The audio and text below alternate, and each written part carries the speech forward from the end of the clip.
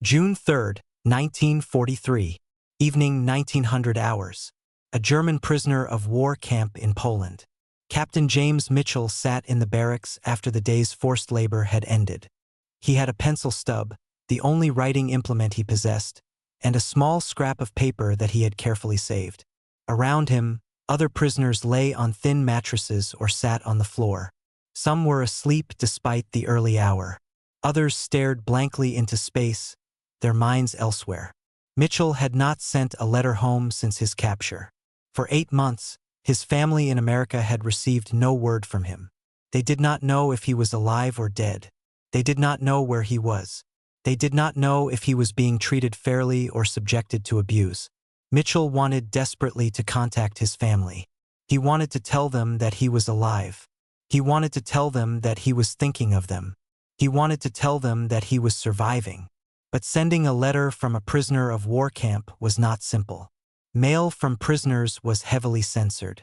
Letters had to be written on official forms provided by the camp.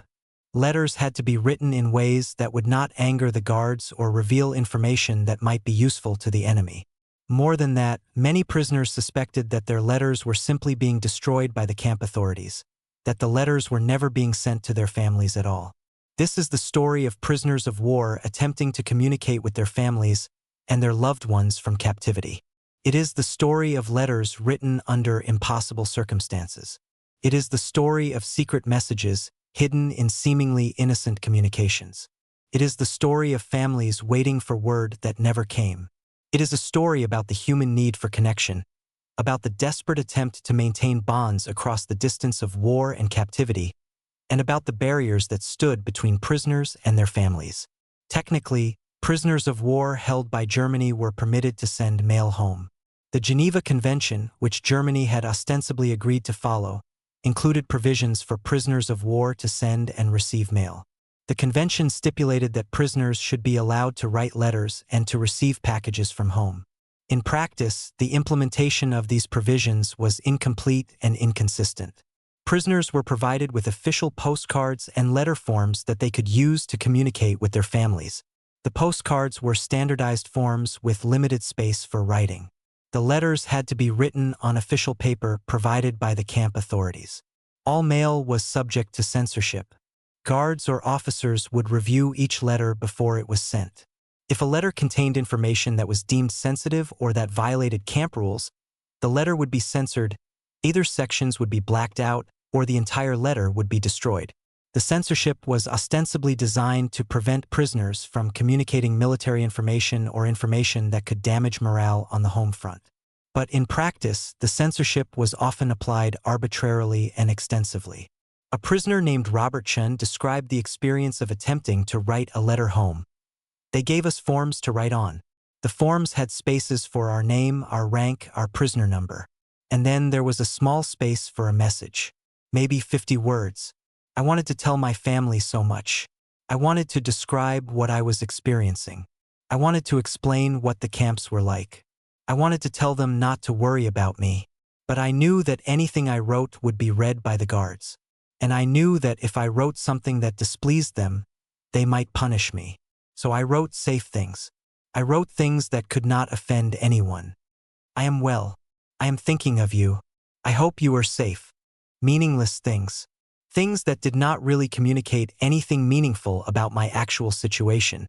The censorship of prisoner mail was not simply a matter of removing sensitive military information.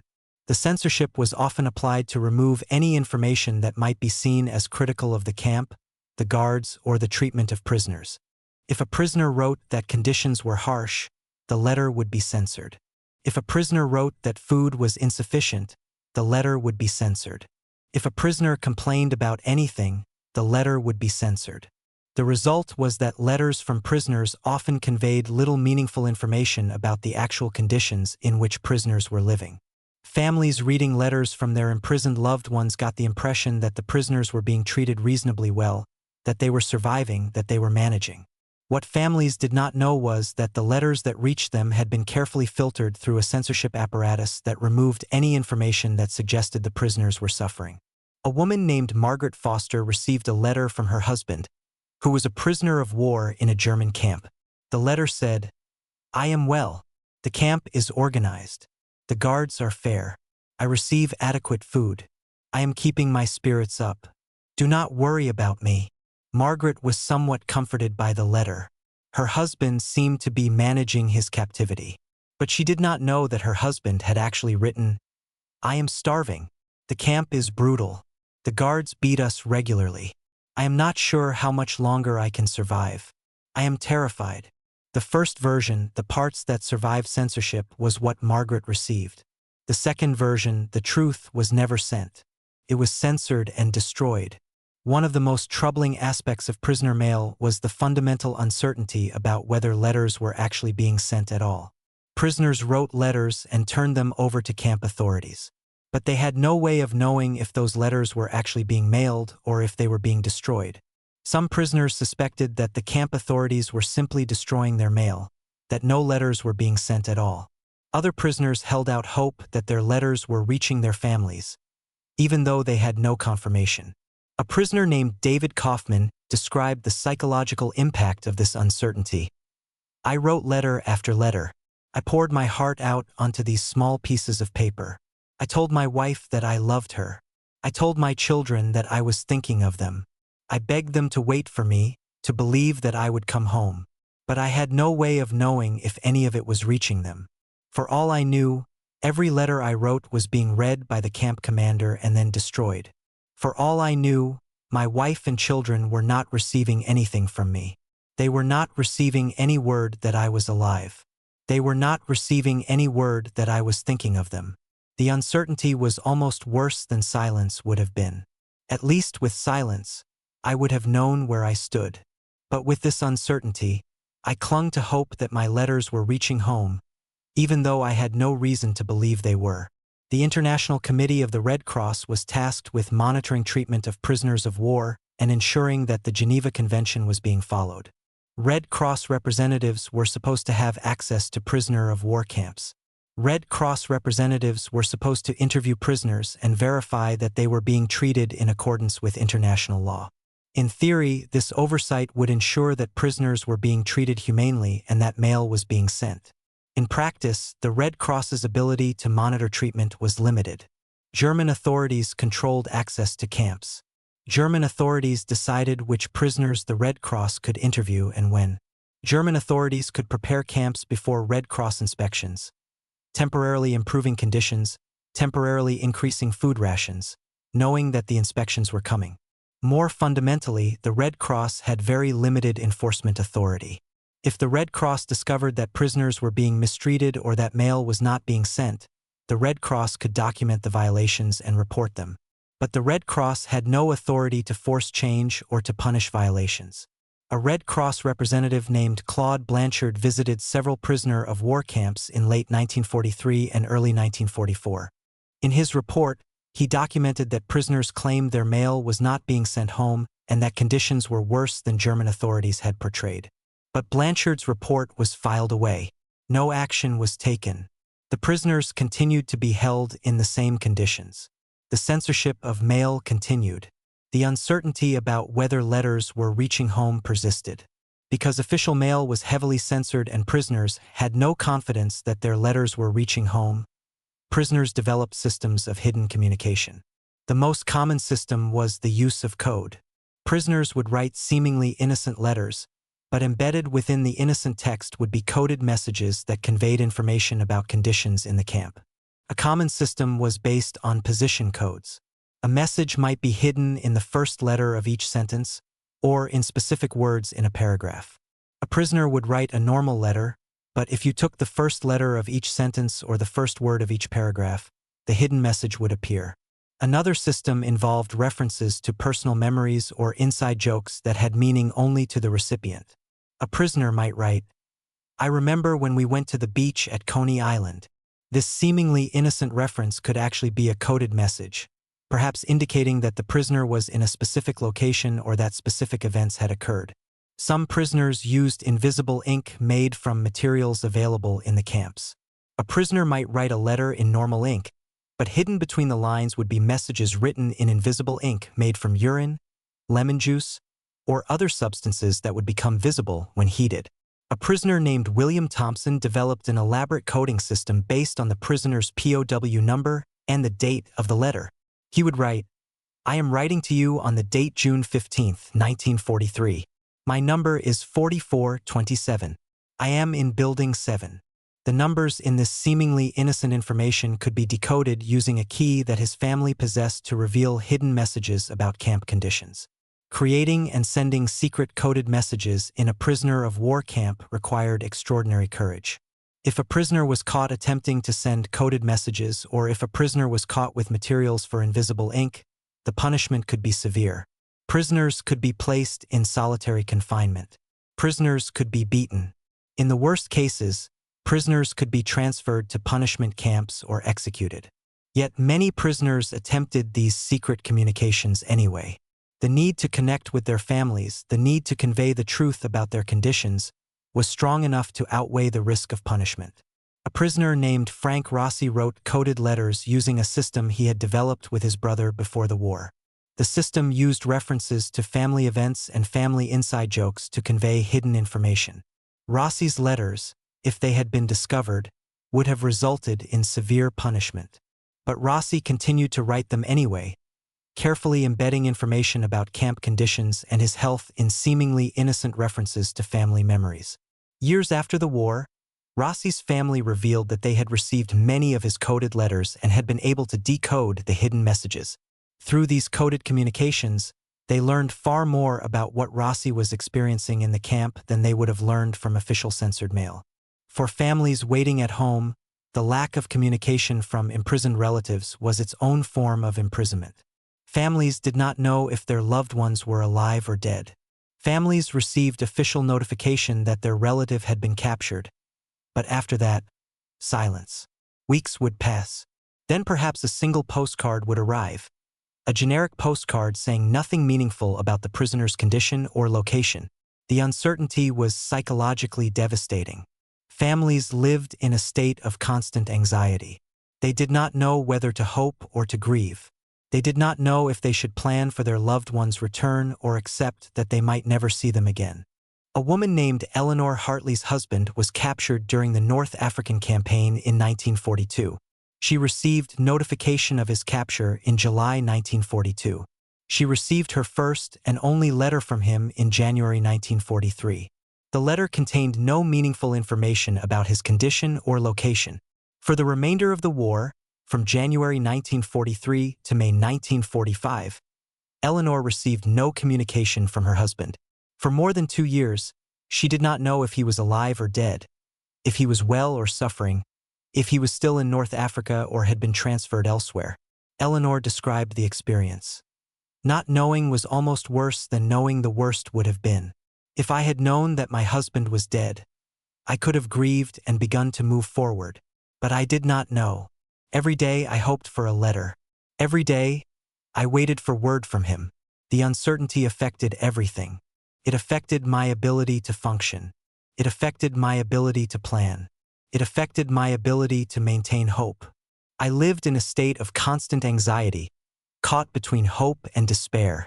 Families, aware that communication from their imprisoned relatives was uncertain, attempted their own methods of maintaining connection. Families would send packages to prisoners. The packages contained food, clothing, medicines, and personal items from home. Families would include letters in the packages, hoping that their letters would reach their imprisoned relatives. But families had no way of knowing if their packages were reaching the camps. Many packages were lost or intercepted. Some families learned after the war that their relatives had never received the packages that they had spent months and resources preparing and sending. Families would also attempt to send messages through the Red Cross or through neutral countries like Sweden. They would write letters addressed through Red Cross channels, hoping that these official channels would be more reliable than regular mail. But these attempts were also often unsuccessful. Messages written through official channels were subject to the same censorship as regular mail. Official channels were not necessarily more reliable than regular channels. A family named the Mitchells spent hours every week writing letters to their son, who was a prisoner of war. They sent packages regularly. They attempted to maintain connection through every channel available to them. After the war, when their son was liberated and returned home, the family learned that their son had received almost none of their letters and had received very few of their packages. The vast majority of their attempts to communicate had not reached him. The family described their shock and devastation. We had spent years trying to reach our son. We had written hundreds of letters. We had sent dozens of packages. We had tried everything we could think of to maintain our connection with him. And then we learned that almost none of it had reached him. Our son had been sitting in a prisoner of war camp thinking that his family had forgotten him, not realizing that we were desperately trying to reach him. The communication we thought we were maintaining was mostly an illusion. For prisoners, the lack of communication from home had profound psychological effects. Prisoners who received letters and packages from home had their morale boosted. They had confirmation that their families had not forgotten them. They had tangible evidence of connection. But prisoners who received nothing from home fell into despair. They began to believe that their families had abandoned them. They began to believe that they had been forgotten. They began to believe that there was no one waiting for them to return. A prisoner named George Patterson had been held in a German camp for nearly 3 years. He had received exactly 2 letters from his wife during that entire time. Both letters had been heavily censored and had contained no meaningful information. Patterson began to doubt whether his wife had written him at all, whether the letters were actually from her or whether they were fabricated by camp authorities. Patterson described the psychological impact. "I began to believe that my wife had abandoned me. I began to believe that she had moved on with her life. I began to believe that there was nothing to go home to. The lack of communication became proof, in my mind, that I had been forgotten. When I was finally liberated and returned home, I discovered that my wife had written me dozens of letters. She had sent me packages. She had been trying desperately to reach me, but her communications had either been lost or destroyed or censored so completely that they had never reached me. I had suffered years of despair and hopelessness because I believed I had been abandoned, when in fact my wife had been trying to reach me the entire time." After the war ended and prisoners were liberated, many discovered letters that had been hidden or lost for years. In some cases, prisoners who were liberated from camps discovered unopened letters from their families that had arrived at the camp but had never been delivered to them. These letters, sometimes dozens of them, provided evidence that the prisoners' families had not forgotten them, that their families had been trying to reach them. In other cases, prisoners' families discovered letters that had been written by prisoners but never received. These letters, found in camps or in German military files after the war, provided evidence that the prisoners had been trying to communicate, that the prisoners had been thinking of their families. A prisoner named Thomas Brennan was liberated from a German camp in early 1945. In the camp's records, he discovered approximately 50 letters that had been addressed to him but never delivered. The letters were from his wife, written over a period of 3 years. Some were recent, written just months before his liberation. Others were old, written early in his captivity. Brennan described the experience of reading these letters. "I held these letters in my hands and I wept. Each letter was a message from my wife telling me that she loved me, that she was thinking of me, that she was waiting for me. These letters had been in the same camp as me for months or years, but I had never received them. I read letters written by my wife when she was grieving my capture, when she was afraid I was dead. I read letters written when she was pregnant with our child. My child, whom I had never met because I was imprisoned when the child was born.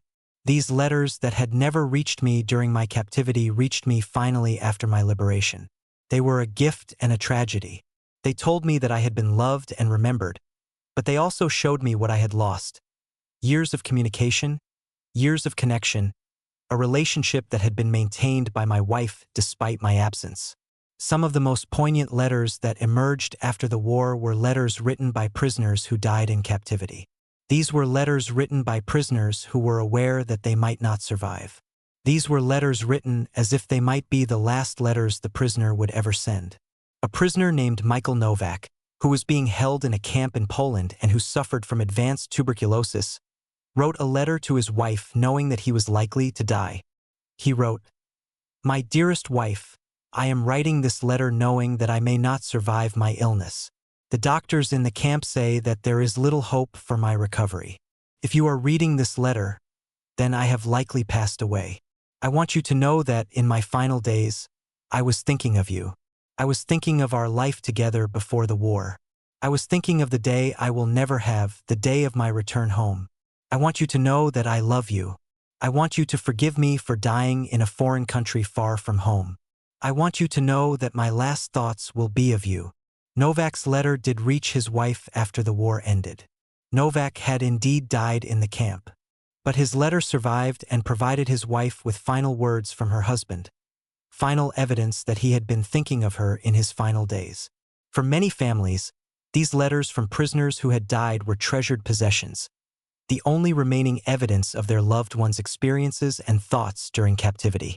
After the war, as historians and military intelligence personnel began analyzing prisoner communications, they discovered many coded messages that prisoners had successfully hidden from censorship. These coded messages provided evidence of conditions in camps that contradicted official German reports. The coded messages revealed starvation, abuse, disease, and death, all realities that official censorship had hidden. A collection of coded letters written by a prisoner named Henry Collins was discovered after the war. Collins had written letters that appeared to be innocent descriptions of life in the camp. But when decoded using a key that Collins's family had preserved, the letters revealed detailed information about the camp's conditions, the guards' brutality, and the treatment of prisoners. Collins wrote in one coded message, "The roses in the garden are wilting. The water is insufficient. Many have become ill." In Collins's coded system, roses referred to prisoners, water referred to food, and ill was a euphemism for death.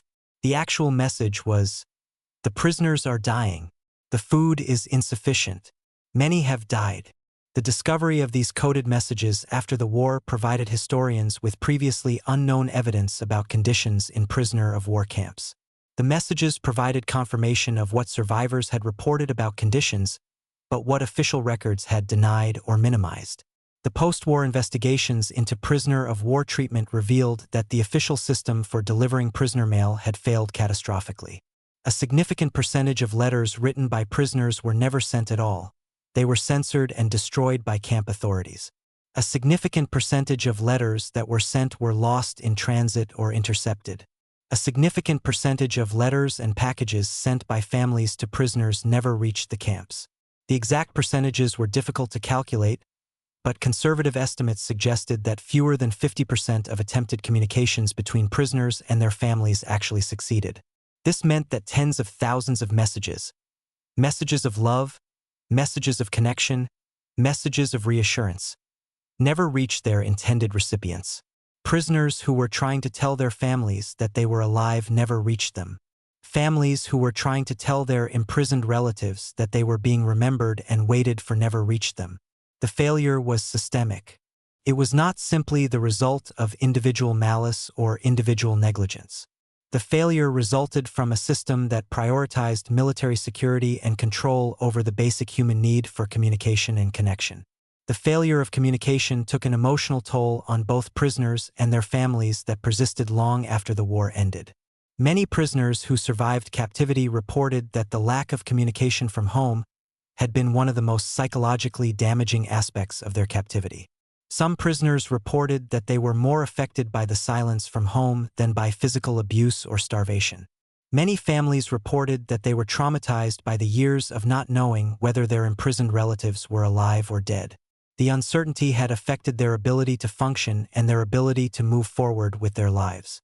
A prisoner named Robert Morrison, who survived captivity, described the psychological impact of communication failure. "I could endure the physical suffering. I could endure the hunger and the cold and the disease. But I could not endure not knowing if my family was thinking of me. I could not endure the belief that I had been abandoned. When I was finally liberated and learned that my family had been trying to reach me the entire time, it was overwhelming. It was devastating to realize that I had suffered years of psychological anguish because of a failure of communication. A failure that was not the fault of my family or me, but a failure of the system that held me captive." In contemporary times, archives preserve many letters written by and to prisoners of war during the Second World War. These letters provide a remarkable window into the experiences of prisoners and their families. The letters reveal the love and longing that existed across the distance of captivity. The letters reveal the uncertainty and fear that families experienced. The letters reveal the psychological toll of separation and uncertainty. Reading these archived letters, contemporary audiences encounter the human reality of prisoner of war experiences. Not abstract statistics or military reports, but personal letters from individuals attempting to maintain human connection across impossible distances. A collection of letters preserved at the National Archives includes correspondence between a prisoner named James Patterson and his wife Elizabeth. The collection includes letters that James wrote from prison camps, letters that Elizabeth wrote to James, and letters that James wrote to Elizabeth but that were never delivered. Reading through the collection, a narrative emerges. James writing optimistic messages designed to reassure his wife, Elizabeth writing desperate messages hoping that James would receive them, James writing final letters that he never expected to send, pouring out his heart in case his next communication was his last. These letters, preserved in archives, constitute a remarkable historical record of what prisoners and their families experienced during the war. An irony of the history of prisoner of war communication is that some of the most important and meaningful communications were those that never reached their intended recipients during the war. Letters written by prisoners expressing their deepest feelings, written to family members with whom they had no other means of communication, written as if they might be final messages. These letters sometimes survived in archives or were eventually received after the war, but many never reached the intended recipient during the time period when they were written. A prisoner named David Foster wrote a letter to his wife in 1943, expressing his deepest feelings of love and his hope that they would be reunited. The letter was censored and destroyed by camp authorities. The prisoner wrote the same letter again in 1944. This version was also censored. Finally, in 1945, just weeks before his liberation, Foster wrote the letter a third time and managed to include it in a message sent through the Red Cross. This version finally reached his wife, but not until the war was essentially over. Foster's wife received her husband's most profound expression of love and connection, words that her husband had been trying to convey for years, only when the war was nearly finished. The words retained their power and their meaning, but their timing was tragic. They had been meant to convey comfort and reassurance during years of separation. Instead, they arrived when the separation was coming to an end. An important aspect of prisoner of war communication is not simply what was communicated, but what remained silent. Prisoners who wanted to tell their families about the brutal conditions they were experiencing, about abuse by guards, about disease and starvation. These prisoners remained silent because they knew that any such communication would be censored or would result in punishment. Families who wanted to tell their imprisoned relatives that they were being remembered and waited for, that they had not been abandoned.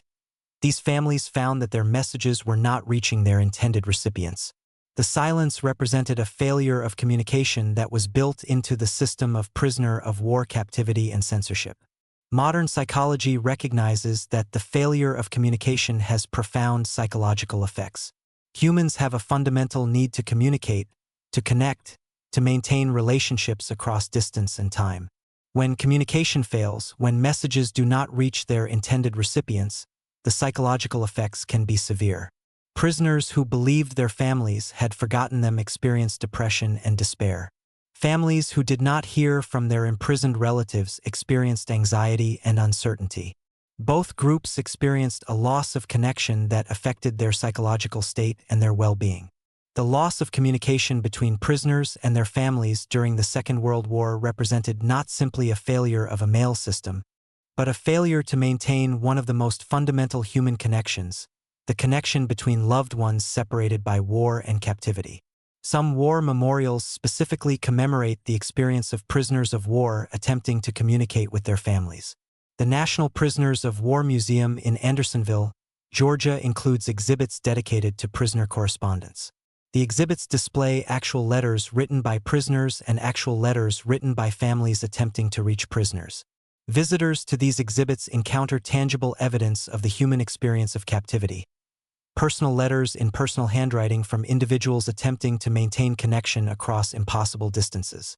The exhibits include letters that reached their recipients and letters that never did. The contrast between the two tells a story of loss and failure, but also of determination and love. Historians studying prisoner of war experiences have increasingly recognized that communication failure was a significant aspect of the prisoner of war experience, an aspect that deserves recognition and study. The failure of communication was not simply an incidental consequence of war. The failure was systematic and, in some cases, intentional. Camp authorities controlled communication between prisoners and their families, and in many cases, the authorities chose not to facilitate communication or deliberately prevented communication. This control of communication was itself a form of psychological control and psychological torture. By preventing prisoners from communicating with their families, by creating uncertainty about whether communication was possible, camp authorities were affecting prisoners' psychological state and prisoners' ability to maintain hope. Modern historians recognize that the study of prisoner correspondence and the failure of communication provides important insights into the psychological dimensions of captivity and the nature of control systems used by prisoner of war camp authorities. The history of lost and failed communications between prisoners and their families has left a legacy that extends beyond the specific historical period. The legacy reminds us of the importance of communication in maintaining human connection. The legacy reminds us of how communication failure can be psychologically devastating. The legacy reminds us of the lengths to which people will go to maintain connection across distance and separation. The legacy also reminds us of how systems of control can prevent or restrict communication, and how such restriction of communication is itself a form of control and a form of harm. The legacy is preserved in archived letters, letters that reached their recipients and letters that did not, letters that express love and connection, letters that express fear and uncertainty, letters that were written with the hope that they would reach their intended recipients but that never did. In contemporary times, people can read the actual letters written by prisoners and their families during the Second World War. These letters provide direct access to the thoughts and feelings of people living through captivity and separation. These letters reveal the power of love and connection, but also the devastation of failed communication. A letter preserved in archives, written by a prisoner named William Grant to his wife in 1942, expresses his love and his hope for reunion. "My dearest wife, I am writing to you from captivity, and I do not know if this letter will reach you. I do not know if you will ever read these words, but I am writing them anyway, on the chance that they might reach you and on the chance that they might convey to you that I am thinking of you, that I love you, and that I have not forgotten you. I hope that you have not forgotten me. I hope that you will wait for me. I hope that someday, when this war is over, I will be able to return home and see your face again. Until that day, know that I love you." This letter, written nearly 80 years ago, survives in an archive. It is a message across time from a man to a woman, a message that may or may not have reached the intended recipient when it was written, but that survives as testimony to love and hope in the face of separation and captivity. The history of prisoner of war correspondence raises fundamental questions about the meaning and significance of communication. What does a letter mean if it is written but never received? Does it still convey meaning to the writer, even if it never reaches the reader? What does silence mean? What does lost communication mean? These questions are not simply abstract philosophical questions. They are questions that prisoners and their families lived with during the Second World War. They are questions that have profound psychological implications. A prisoner writing a letter that he believes will be read by his family experiences a different psychological state than a prisoner writing a letter that he fears will never be read. A family receiving regular communication from a captive relative experiences hope and connection. A family receiving no communication experiences despair and uncertainty. The meaning of communication extends beyond the mere transmission of information. Communication carries emotional and psychological significance. Failed communication carries its own significance. The significance of lost hope, lost connection, lost certainty about whether love and loyalty continue to exist across the distance of separation. Nearly 80 years after the end of the Second World War, the history of prisoner of war communication continues to have significance. The history reminds us that war affects not only soldiers and prisoners, but also their families.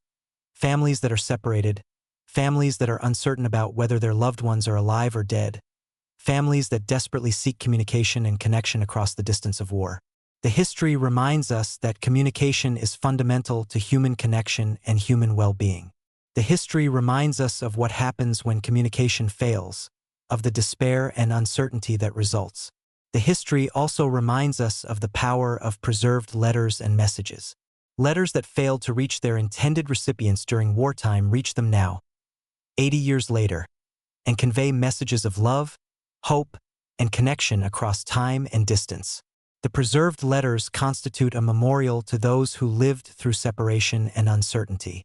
The letters are evidence that despite the failure of communication systems, the human desire for connection persisted. The letters are evidence that love survived across distance and captivity. Among the collections of preserved prisoner of war correspondence is a letter written near the end of the war by a prisoner named Thomas Brennan to his wife. The letter was never sent. It was discovered in Brennan's possession when his camp was liberated. The letter reads, "My dearest wife, for 3 years I have been in captivity. For 3 years, I have attempted to communicate with you. For 3 years, I have feared that my messages were not reaching you, that you had forgotten me, that you believed me dead. I do not know if this letter will reach you. I am writing it with no expectation that it will ever be sent. I am writing it simply because I need to write it. I need to put words on paper that express what I am feeling. I love you. I want you to know this. I have loved you every day of my captivity. I have thought of you constantly. I have dreamed of the day when this war ends and I can return home to you. If I do not survive this captivity, I want you to know that my last thoughts were of you. If I do survive, I will find you, and I will tell you in person what I cannot convey in this letter. You are the reason I have survived. You are the reason I have hope. You are the reason I continue to live, despite everything. Yours always, Thomas." Brennan did survive his captivity. He was liberated in 1945. He returned home and was reunited with his wife.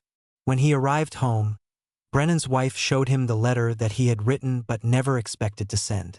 She asked him where he had found the paper and how he had managed to write the letter without the camp authorities discovering it. Brennan explained that he had written the letter in secret, using materials smuggled into the camp. He had written the letter not knowing if it would ever be discovered or if his wife would ever read it. He had written the letter simply because he needed to express what he was feeling, even though there seemed to be no possibility of the letter ever reaching its intended recipient. The letter, preserved through nearly 80 years, survives as testimony to what prisoners and their families endured: the separation, the uncertainty, the desperate desire to communicate across impossible distances. It is a letter that was lost during wartime but found and preserved for history. It is a voice from the past speaking across time to contemporary readers, expressing a love that survived separation and captivity and that endures even now.